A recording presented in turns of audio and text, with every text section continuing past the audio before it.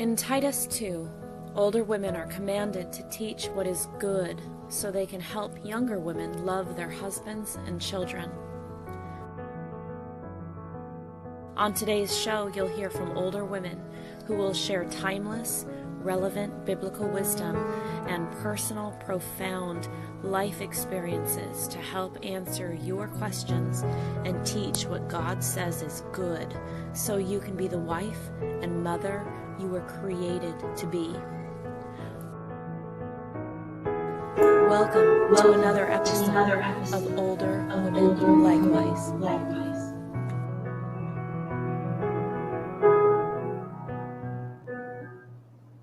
Hello, viewers, and welcome to the program tonight.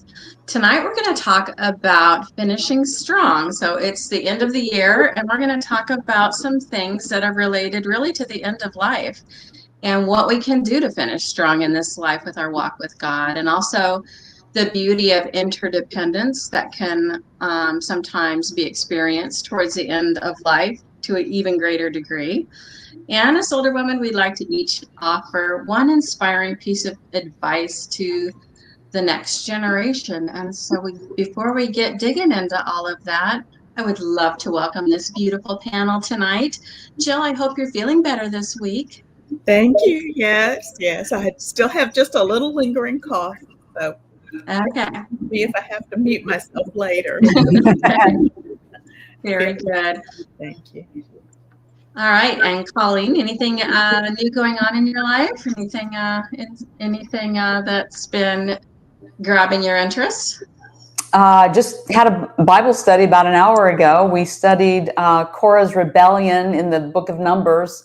Wow. Korah, Dathan, and Abiram, where they rebelled against Moses and Aaron in the wilderness. Yes. It's ongoing study, and it's great for me. I normally teach. When I teach the kids' classes, I teach New Testament. So when I have to get into the Old Testament, it stretches my brain. Oh, so, yes. Hopefully it's good for the people that I'm studying with, but also for me too. Yes, excellent. Well, we appreciate your efforts, and it seems like you're using your opportunities of all ages between the conferences you do and looking for studies with non-Christians and with the kids. So really appreciate your labor to the glory of God. So let's get into our conversation tonight, ladies. The first thing we thought about talking about was when you compare how the world defines greatness with what God says is true greatness, what verses come to mind. And the reason why we wanted to begin with this is because part of finishing strong is knowing that one has made a contribution for good in the world, right? So leaving it in some way better than it would have been without us. So what were your thoughts on this, Colleen? About how the world defines greatness and what God says is greatness. Well, the world defines greatness. A lot of times it's based, especially in our time and in our country, it's based on what makes money. So a lot of what we think is great is just marketing. You think of a baseball team. It's neat, and people might come and watch. It's fun to watch a sport, but really it's the marketers that get you to where you think these players are stars and they're your heroes, and you're impressed by that. And you look everywhere. It's a lot of it is marketing. And then we look at money and power. That's greatness in this world. Beauty, youth, strength, physical strength, high IQ. We think of those things as great. But what did Jesus say in Mark 10:43? He said, it's the servant that I'm looking for. I'm looking for servants. So that's the difference. And does anybody on a normal basis, you see that on TV, you see commercials for the people that are, great in the world, in the way the world looks at it, because that sells, that makes money. Yeah. But this person that empties the garbage and cleans up messes, not so much. Yeah. Yes, and what would we do without them? They're the ones making the world go round. I mean, they're the ones. I remember stopping at a Target. There was a lady scrubbing the toilets, and I just stopped everything and said, I just want to say thank you, because Yeah, it's the ones, Colleen, that get the least amount of recognition, often that are just so indispensable. If I had to choose between professional baseball players and having someone that cleans a public restroom, you can guess where my vote would be right there. Mm-hmm. Jill, what were your thoughts on this as we think about how the world defines greatness versus what God says is true greatness? Well, I looked up great women. I Oh, thought, let's look at a list of who the world thinks is so wonderful. good idea. Oprah Winfrey, Queen Elizabeth, Marie Curie, Rosa Parks. These are all people who had very public influence. Yeah. One of the top worldwide ones listed was Cleopatra. Uh-huh. And so I think a lot of what Colleen is saying about having the power and the money and influence. Nowadays, we hear about people who want to be influencers, even if they don't know what they're doing. They want to be the ones to tell everybody else what to do. Also saw a lot of political activists or politicians, Ruth Bader Ginsburg, Hillary Clinton. Okay. Once again, very high in power and in public. Yeah. Conscious. Yeah. Another thing I thought about, though, was this whole idea of, I don't know if you've heard of the Red Hat Society. When I get old, I'm going to not follow the rules. It's basically their principle. It's like, okay, I'm older now, so I don't have to follow the rules. I can do whatever I want now. And that's, like, to me, the total opposite of how God wants us to age in our growing maturity and service to Him. Yes. So, couldn't agree more, Jill. Could not agree more. And I had many of the same things on my list, Colleen, and I'll not repeat them that you did. But I was thinking about how God measures greatness. And I was thinking about that time. I know this may sound like a weird place to start, but when Jesus is going to Jerusalem, I believe he's on his way to Jerusalem, but it's in Luke 13, 6-9. Remember when he sees this fig tree and it's fig season and he looks to see if there's fruit and there's no fruit there. And then when they pass back by that same tree later on, they see that and he curses it has shriveled up and died. And so it ends up being really a symbol of the nation of Israel. How it had not produced the fruit that God had intended it to produce.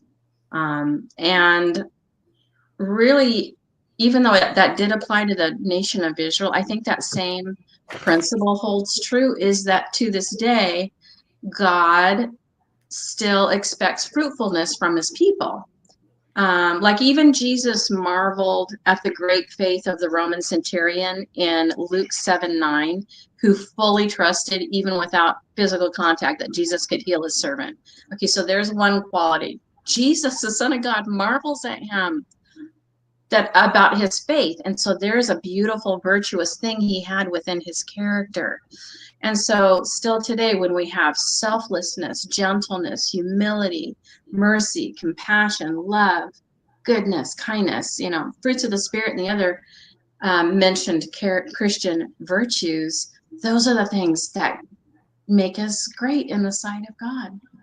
And that humility is, to a great extent, is not just giving a rebuff when someone says, oh, you're such a good example to me, or you did a great job teaching that Bible class.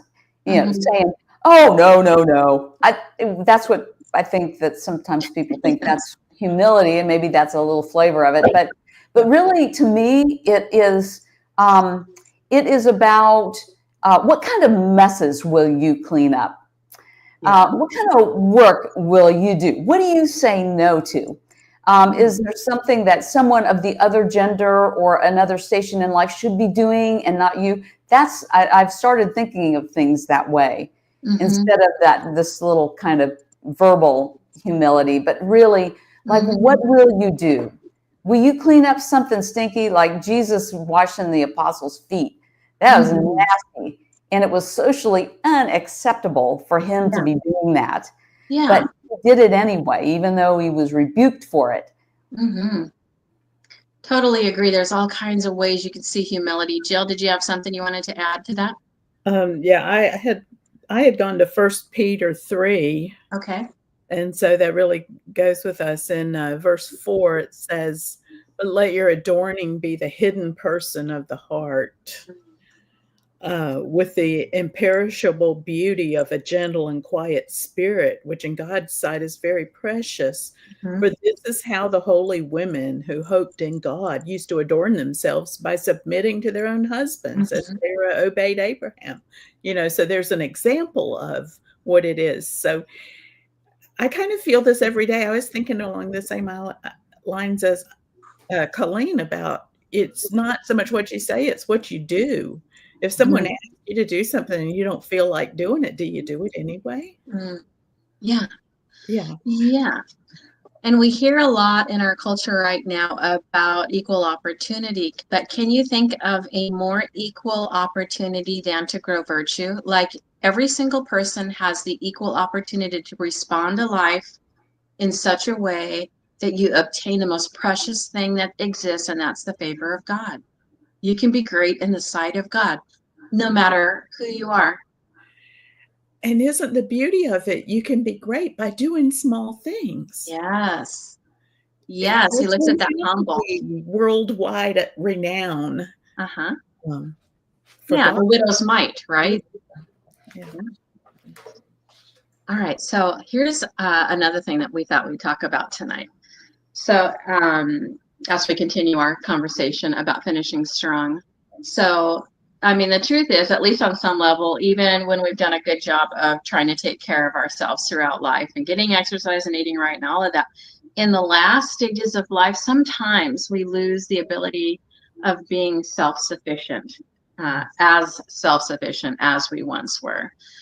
And so, since this is, I mean, it's going to be a blessing to be able to get to that point in life if we live long enough where we're going to need a little bit of extra help here or there in whatever way. What does God say in the scriptures about the beauty of interdependence? Because on things that there's some things that we cannot change in life, and I've already addressed, like, to a degree, maybe you'll be able to see how much help you can do without. But sometimes something overcomes you and you don't have a choice about it. So to me, the main thing is that having the proper mindset about the thing that you cannot change. So that's why I thought this would be a very valuable thing to talk about, is what would be a healthy mindset about this reality, Colleen? Okay. You've probably got some better scriptures that answer that particular question, but I'm going to go ahead and I'm going to dive in with what I was thinking here. Go for it. So it's a comprehensive view of what was expected of us. So I went to 1 Thessalonians 4, 9 through 11, Okay. Actually 9 through 12. So 1 Thessalonians 4, 9 through 12. This is Paul speaking to the Thessalonians. He says, "But concerning brotherly love, you have no need that I should write to you, for you yourselves are taught by God to love one another." So right there, that is this attitude of interdependency, loving each other like sisters and brothers, and taking care of each other, whether you're on the giving of that or you're the receiving of that. So that's that basic thing right there. Then in verse 10, "And indeed you do so toward all the brethren who are in Macedonia. But I urge you, brethren, that you increase more and more." So that tells me, as the days go by and I get older and older, I should be increasing more and more. And then in verse 11, "That you also aspire to lead a quiet life, to mind your own business, and to work with your own hands, as we commanded you, that you may walk properly toward those who are outside, and that you may lack nothing." So it's all these things kind of bottled into these several sentences. And I know you probably have some more specific scriptures that you're talking about, but it's that idea that don't lay down your arms at the end. Don't stop. And you've mentioned that, you certainly you want to take care of yourself. So we want to do that. We want to take care of ourselves. And don't listen to those people that keep telling you to sit down as you get older. Now, yeah, if you can't drive anymore, do not drive. If you're not capable of some things, then you got to admit that. But don't, when you're still in good shape, determined to take care of your mind and your body. And like it's like a full-time job as you get older and older. But do that so that you can be the one that is showing the love and taking care of others, and you're able to work and provide for yourself, and then, as with a brotherly love, then look out toward other people. Yeah, I love that. And while you were talking, I was just remembering, as we've traveled around the country, sometimes there will be women that are in their 90s, like solid 90s, 96 or whatever, and they're out they're taking care of the old people. You know what I mean? There's certain women that it's like, why do you seem like you're 20 years younger than you are? And so, yeah, get out there and take that hour-long walk and get off that sugar and flour and, and just, easier said than done. Because, but go for it. I think today. You probably won't be able to kick any bad habits overnight, but start today, chipping away at them. Yeah. Jill, what would you add to this? Well, I would add, sadly, there will come a time when you just can't do the things you used to do. Sometimes it's because of physical infirmities. Sometimes the mental states decline. And I know I experienced this with my mother and taking her in her later years, that she just needed a lot of support that way, a lot of love that way. And you use the word interdependency. And certainly we will get to the point where we need to depend on our brothers, our sisters, our husbands, on others. Those who are left widowed, the scriptures are so full of admonition to take care of these people that, what is true religion? To care for the widows and the fatherless. Totally. So, Jill, were there any particular lessons you learned from caring for your mom, either that you saw in her attitude or in your work in helping her? Yes, I did. Here's something I saw, that I think of her like she's always been. And then I have a little difficulty accepting that she really doesn't understand something I'm saying or something she's asking. It's almost like dealing with a child. Sometimes you need to fill in the gaps. She couldn't necessarily express herself well what her needs were. Or she felt very independent, but she wasn't able to do certain things and wouldn't ask for help. And it was up to me to look and see what does she really need help with. And as sisters in Christ, sometimes we need to do that for each other too. I mean, within the congregation, is there something they need, but they don't know they need to ask for it. Yeah, that is an important lesson. I think one of the lessons I learned in the course of my mother losing her strength, and I think it was more her body than her mind initially, was that there had been kind of a pact that she would be at home. She would die at home. She would always be at home. But it got to the point where really that was beyond the capacity. And so I think I'll say the capacity of family members to be able to meet all of her needs around the clock. And so my husband and I decided, let's tell one another it's okay to get professional intervention when it's time. Like, skip the guilt, skip the drama. Just, if you can't handle it, you know what you can handle. If you feel you're in over your head, get the help you need. So how did your mom deal with that? Was she? Things that were difficult were, like Cindy was saying, if she would fall, and I would be, if I try to pick her up when she falls, then now I'm going to hurt myself, and then I won't be able to take care of her anymore for a while till I heal.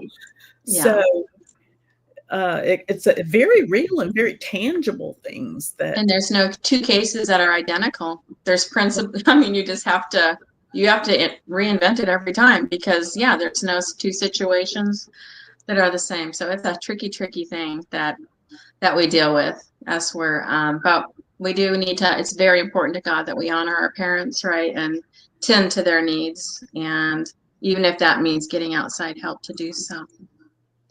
Cindy, Well, did your mom do okay with that when you had to bring in? I felt like she was in her home too longer than she should have been, but she had made a pact with one of my siblings that she wouldn't be leaving. And so it really did end up like an exhausting situation where people got overtired and yeah. So I think that's good. why That's good to know. we feel like we have a better idea, but we'll see. You know, you try to plan things out and you just never know how, you know, your own specific situation. But generally speaking, we are into professional help when you need it. Call it in, you know. And it's not that you don't want to do things. I wanted to be a good daughter and do everything for my mom, but I found out some of it was beyond my capability. Mm-hmm. And sometimes I just didn't know what she needed. Yeah, I understand. Yeah.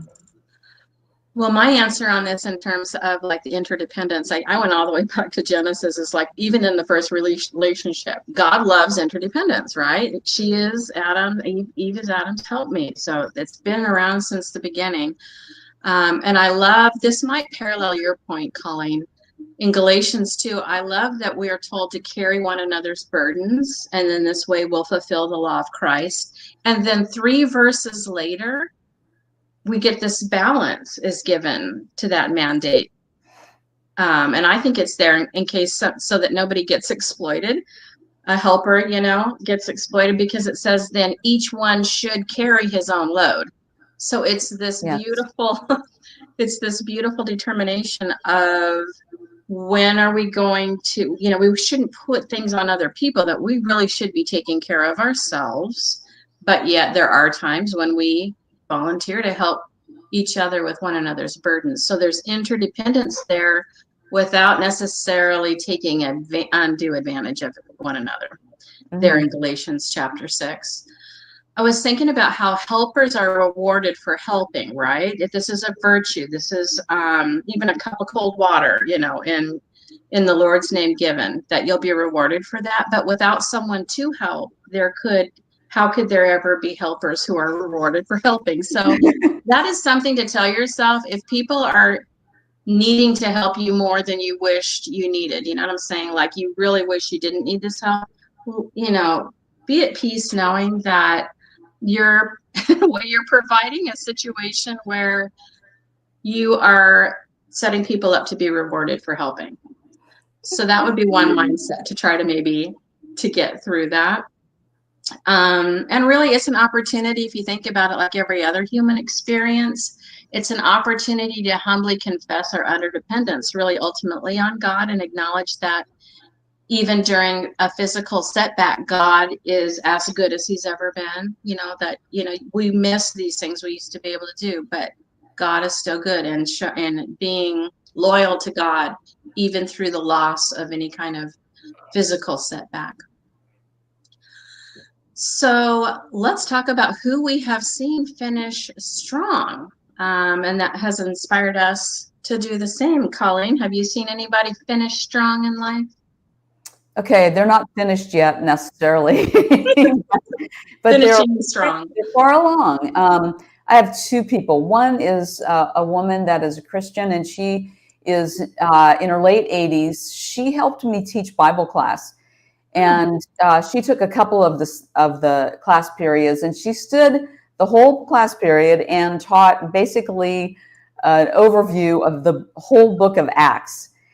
And, you know, she can do that. And she's been teaching so long, she can pretty much just stand there and just pretty much give you an overview of the entire book. And it was great. I know it was a little out of her comfort zone. She's the kind of person that is just a can-do person. But you know, she had a little concern about some physical limitations and whether she might not be able to get there, you know, might not feel like teaching by when we were planning it several months earlier.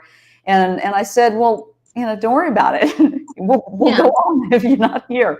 But she stood the whole time when she taught. And one time during the lesson, she got a little faint. We think maybe she was a little dehydrated or something. It wasn't anything serious, but when you're standing up there teaching, and you're feeling faint, that's alarming. But she just pushed right through. So that's one person. She's great. She's just a really great role model for me. And then there's a man that I've met. I didn't know him well, but when he was probably middle-aged or young middle-aged, he was married, and I believe he had children as well. But he was a new Christian, and he was teaching a Bible class.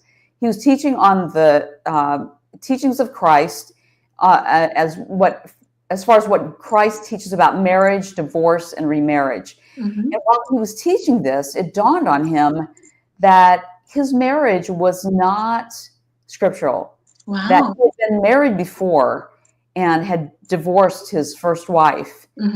And he realized that he could not stay in that happy marriage that he now had. So he determined that he and his wife did not live as husband and wife the rest of their lives, as far as I know. That's pretty tough. And that's an example of somebody. Now, I mean, you see people that they get to church and they've got the walker and they read their Bible every day. And those are great. I mean, those are great examples. But somebody is feeling that horrible emotional pain, for decades, and also having to fight all the people that say you're going overboard on this. This is extreme. Yeah. So those are my two examples. Yes, I appreciate that. A very diverse couple of examples there that you bring out. But yeah, it is very inspiring for when people are willing, when they read the words of Christ Jesus himself, no matter what the rest of the world is saying or doing, that they're convicted and they believe that Jesus means what he says. And no matter how awkward or inconvenient or whatever, that they will be willing to give up an intimate relationship sexually in order to comply with the law of Christ. So yeah, I love that. Let's be willing. Let's use that as an example of being willing to sacrifice what we need to as we read the Word of God. Jill, what were some people that you've seen finishing? Either finish strong or finishing strong. A beautiful lady named Beulah, which means beautiful. She was always there. She always had the smile on her face.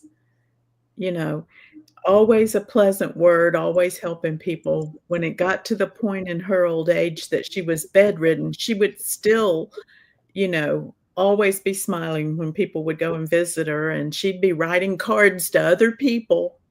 She couldn't get out of her bed and she couldn't attend service, but she could write cards. Yeah. Encourage other people. And to me, that's an example of somebody who's finishing strong. I love that. So beautiful, so personal. And I really think it reminds us to think about, when we're teenagers, we think about, okay, what is it going to be like when I'm married and what will I do? And you kind of are often throughout life. And then maybe when you're married, you're thinking, okay, when I'm a mom, here's what I'm going to do. Maybe we should give some thought too sometime about if I were to be incapacitated in this way, what would I do to stay active? What would I do? And have a project or projects already in mind that make a big difference in the world, because there's all kinds of things that you could do. I know this because I have my friend Martha Cox from Oregon, who had, I'm not going to be able to come up with the wheelchair bound. I think it starts with an M, but she was wheelchair bound for decades, and she was one of the most active Christians you will ever meet, and she could barely move. So you will not do things the same way other people do, but she was on the phone always just encouraging, and people were coming. She still was just as wise as ever. And she passed away just a few years ago, but she was strong unto the end. That one was off the top of my head, but I wanted to tell you guys about Z. She's a friend of my daughter that recently came to Christ at the congregation my daughter worships with in Rhode Island. And we had her on, we recorded a program just yesterday with her. And so she repented of her sins, but the congregation that she was going to last year wanted to delay her baptism. She was reading her Bible and seeing why she needed to be baptized and the urgency of it in the scriptures. And they were wanting to kind of put her off for a few months or weeks or something. And she's like, that is not going to work for me. And so she somehow came into contact with this congregation, the Lincoln Greater Providence, I believe is the name, in Lincoln, Rhode Island. And they baptized her into Christ for the remission of her sins.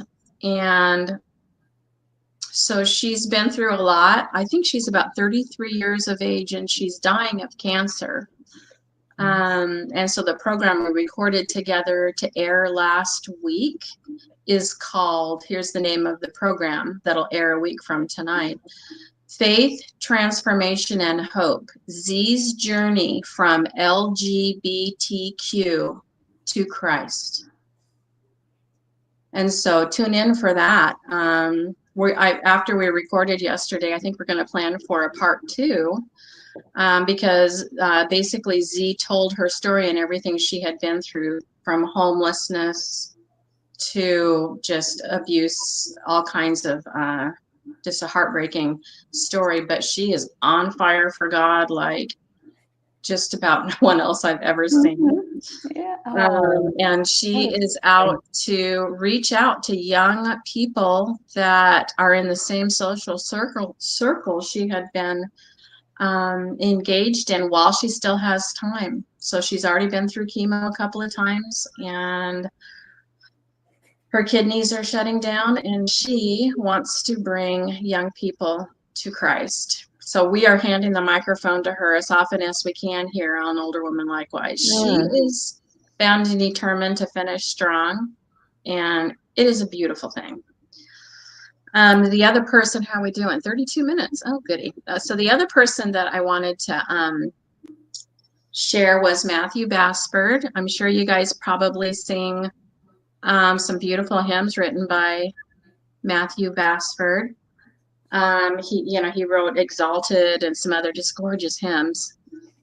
And so if it's okay, I usually don't just read word for word. I'm going to just read an excerpt from my book, 100 Churches, that Lauren Basford gave me permission. She looked at this over before I put it in my book. And so it's Lauren Basford approved. It's just very, very inspiring about how to finish strong. So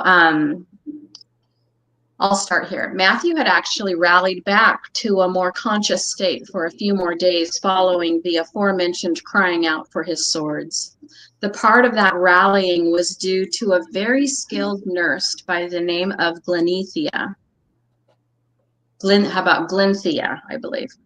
Unlike the other nurses who had walked out because of Matthew's attempts to share eternal truths for the salvation of their souls, Glenthea responded to Matthew's loving outreach. She had saved Matthew's life in a moment of crisis by shifting his body into a position where he could breathe. And in turn, the providence of God granted Matthew a few extra days of life, which he used to save Glenthea's soul. 3 days after their life-threatening conversation, 3 days after their life-changing, big difference, conversation began, Glenthea was born again, and those who walked into his room would often see the two of them studying the Word of God together in those last moments of his life. Her brother Matthew had loved her well. With 15 days left to live, Matthew reminded the world of something we can all do to also love our children well, and that is to clearly communicate to them the simple expectations that would cause us to smile upon their lives. He wrote, quote, "Recently, I've been talking with my children about how they will live, how they will have to live after I'm gone if they want me to be proud of them. I have 4 rules. Number 1, love God. Number 2, love your family. Number 3, love others. Number 4, work hard. Matthew Basford, more than conqueror, Romans 8:37, fell asleep in the Lord on Wednesday, October 25th. Both the Jackson Heights and Kleinwood congregations, who had so tirelessly tended to his and his family's needs, held lovely memorials that are viewable online. To my friend Lauren, I concur with David Banning's words he spoke to her at his memorial. My friend, you have carried a terrible load over the last 2 years and managed it with such grace and dignity, unquote. So, in tonight's comments, ladies, after we conclude our conversation, I'm gonna post the very last thing that Matthew had. I believe Lauren, I don't know who posted it for him, but posthumously after he died, it's called One Last Verse, and it's too long to continue reading. So I will put that out there in our comments section tonight for and this is going to be on Facebook. If you hear this on a podcast or on YouTube, this will be on the Facebook if you wanted to read. Matthew Basford's last words. So, ladies, if you could give one piece of advice to pass on to the next generation, what would it be, Colleen? One piece of advice. Okay, I think sharpen and strengthen your ability to envision your goals far into the future. This skill works wonders when you are enduring the work or the pain or the unpleasantness of today that it takes to achieve those goals. So you visualize it to start out. Yes, your ability to see farther and farther into the future is what allows you to do today what you need to achieve those goals. So it might be being unpopular or foregoing career prestige, to reserve your attention and presence for doing the work in the kingdom or rearing your children. And your ability to take all the unpopularity that comes with that will be endured because you can see what is going to be out there. And like if you've ever learned a really difficult lesson, then later you can easily get rid of the bad habits that will keep you from going down that wrong path again because you have experienced it. So you want to be able to experience your goals or whatever you're looking for in the future in your mind so that you can do today what you need to get there. Got it. Excuse me. So it takes skill, but that is really, you can do almost anything. It covers just about anything.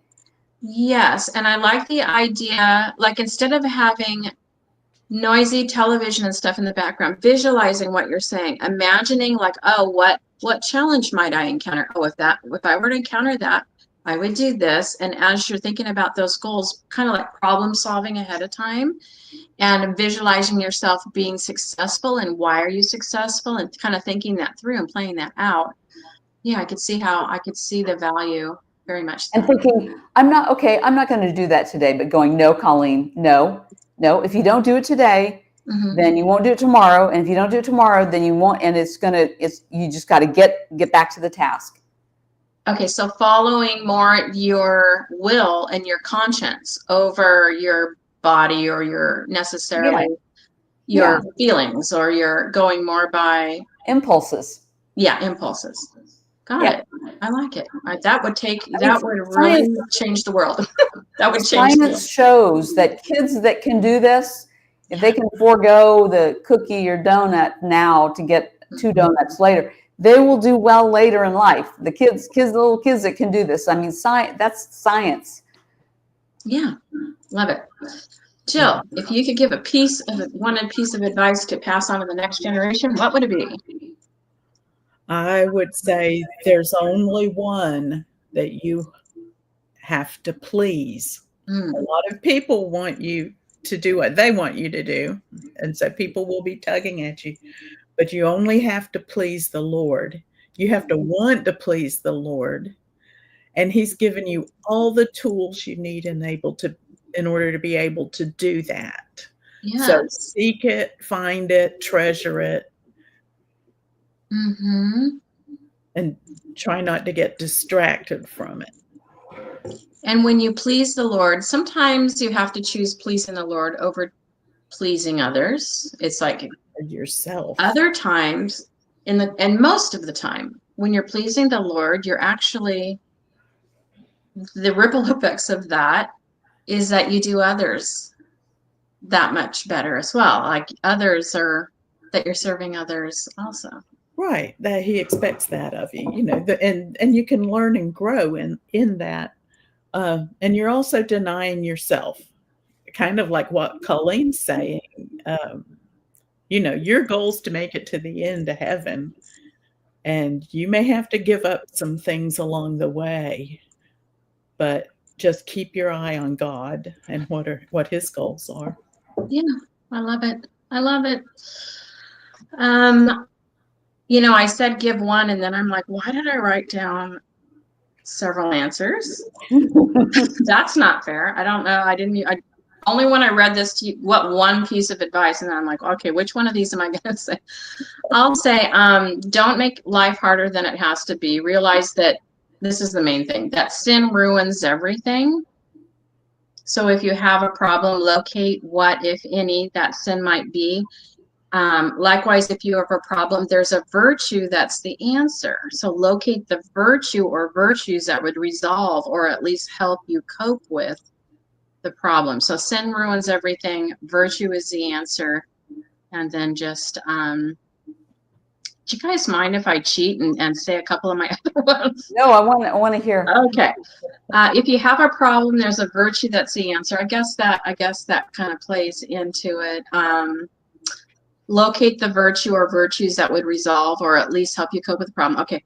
Be forward thinking by doing now what you wish you will have done by learning early to say no to yourself. Every time something is offered that will weaken you in any way. Get the help that you need. Act bravely, take a chance when it comes to being good, and love well. All right, so if you could choose, what would your last words be? What would you want your last words to be?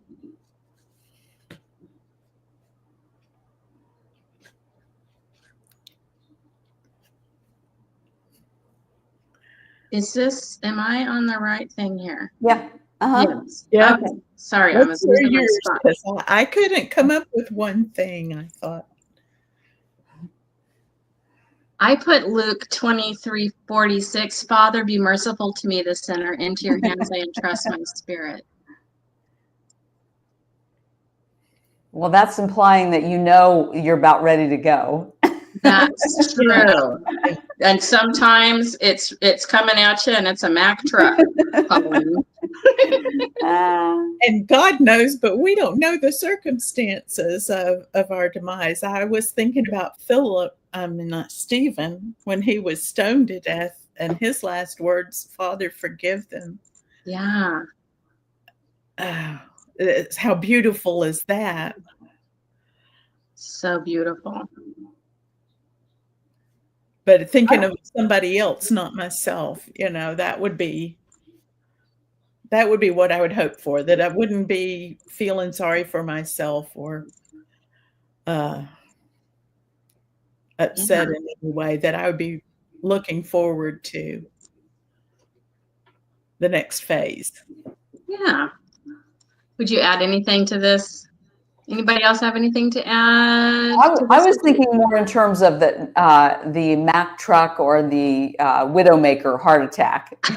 Okay. So it's kind of, it was whatever it was. I don't have time to really think about it. First I thought, what do I not want it to be? Now, not that these things are bad, but I would hope that it wouldn't be oh, change the channel, or I don't like that video, let's watch another one, or I found the best deal on an iPhone. I hope that those wouldn't be my last words. And I hope that they would be, I'd like to invite you to church if you'd be interested, or study the Bible. We have a really good congregation, and we'd love to have you. That'd be nice if those were my last words. That would be, yes, I love that. Or to be in prayer with the Father. Yeah. Mm-hmm. Mm-hmm. What a beautiful thing. Yeah. I guess I want to add here that if you have elderly people that you love, whose wisdom you're going to miss, so I have a fabulous idea for you. Write down every question you can think of and use your phone app to interview them. You don't have to write down their answers, but you can even do like an interview long distance with them, like on a speakerphone. I used to take a 6-mile climb several days a week, and I would interview my mom while I took this climb.